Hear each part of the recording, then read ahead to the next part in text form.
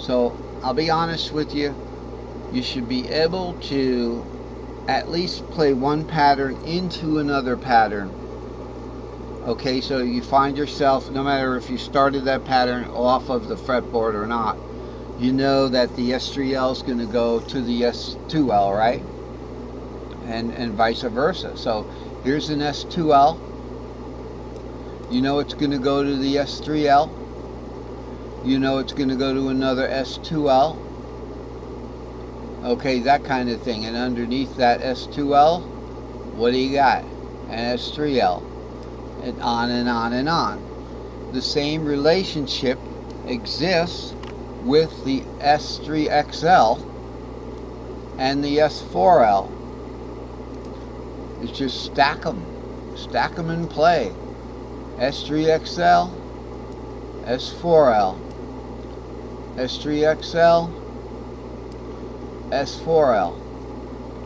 Okay, and then all that's left to do is the shape fitting, knowing that the S4L goes one fret over. Because look at it this way, look at this little part right here as an S3L, and you know when you hit that 5/6 you're going over for a 7L shape then. 7L shape. So that always helped me get to that get to that 7 there and know where it is. Okay, so look at these patterns. Also, we could look at some of the characteristics of the patterns. All right, I don't have it on this particular chart, but in any case, so we know this is the E, and this one is the A pattern. We're just going to do a full S3XL into an S4L, but we're going to just stop at the top there. All right, we did that. That worked. Bueno. Right? Now, and these are all completely within the mode scale, starting wherever it starts. So all the way on and on, just up the scale. They call it the natural notes. I just learned that today. With the D, we're going to start with a D string shape. Makes some kind of sense, right? So here's a D shaped D. Here's E shaped D. In case it goes to a D shaped D. I'm just going to play the top three guys here. So we're going to start that D shape on the second, 2, 3, 4. You know, I could go up one string at a time. D shape. The fifth of D is what? Now I'm gonna use the word cage and go every other letter. So it's fifth of D is A. Fifth of A is E. Fifth of E is C. In the cage system, the fifth of E is C. It's an augmented fifth. Fifth of C is G. Okay. Fifth of G is D. I did that just by skipping every other letter in the word cage as we went up. And of course, going down, just skip every other letter in the word cage backwards. And the word cage backwards is a pentatonic scale. So the spell cage backwards is D, E, G, A, C. And you go in fourths. So it works backwards. So let's look at that D. And then an S3XL. Now from the S3XL, we know we're ending in a 5/6, right? So you know the next note's going to be over, but it's warped up. So we're going to start an S3XL right there, right on top of an X. We're going to start an S4L right on top of the S3XL. This is going to be an E shape. Alias means half whole, half whole. Why? Because the S4Ls, here's our S4L, we'll look at it right again. Where did that guy go? Right there. There's our S4L. Can I write on me? No, I can't write on me. So, there it is, alias, half whole, half whole. That's all that's on top there. That's all that's on top there. Because this is the cage banner. This is just a label. Hey, this is the C cage. You don't play this. This is the C shape, the E shape, and the G shape. Fourth of C is a diminished fourth, and then fourth of E. The fourth of we don't go to the fifth of C is G. This is the fourth. This is the fifth. We're going up a pentatonic scale at that point. Notice the little piece of a pentatonic scale there, E going to G.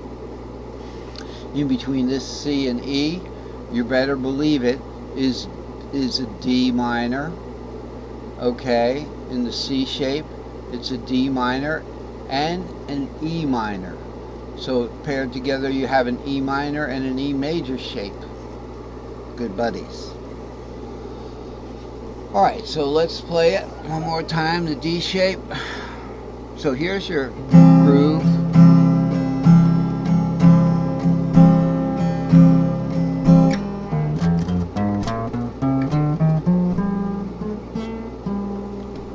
I think I made a little mistake there. Let's try it again.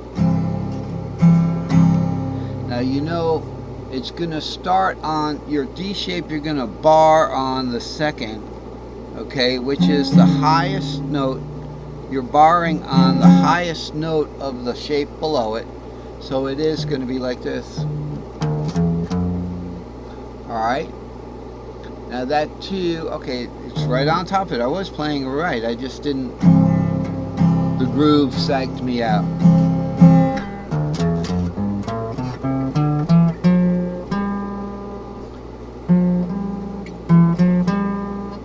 Okay, so where was our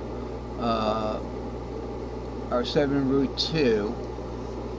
Let's see what's going on here. We did the 5, 6, 7, root 2, 3, 4, 5, 6. The 7 root 2, okay, so it's 5, 6, 7, root 2, 3, 4, 5, 6. Okay, and then we have to warp it up. We have to warp up that 7 root 2. Okay, so the 5, 6 like that is going to be here, way up here.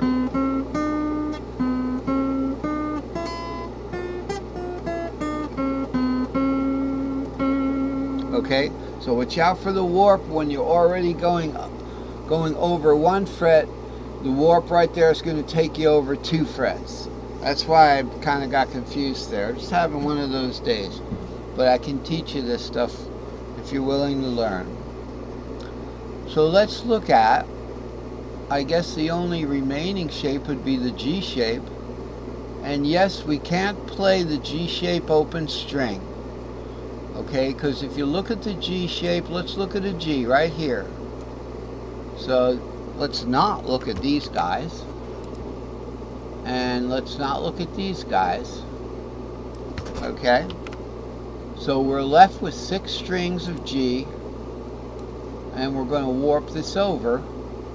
I'm just going to warp this much of it so I can use that remaining 2 notes as a reference for the fill-in. Okay, so here we go. This is our G box right here. 6, 7 root 2, 3, 4, 5, 6, 7 root 2, 3, 4, 5. These guys go away. So that we can't get that 7, so we have to use a long pattern there. We have to use the long pattern there. So that 7 is going to be actually here.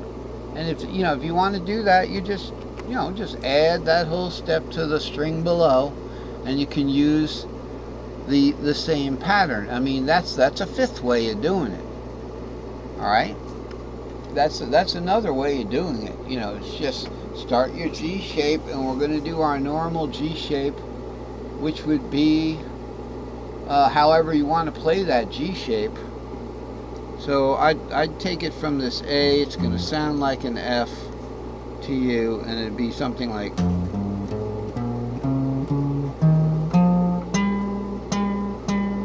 that. And then I have to go back and get that 3, 4,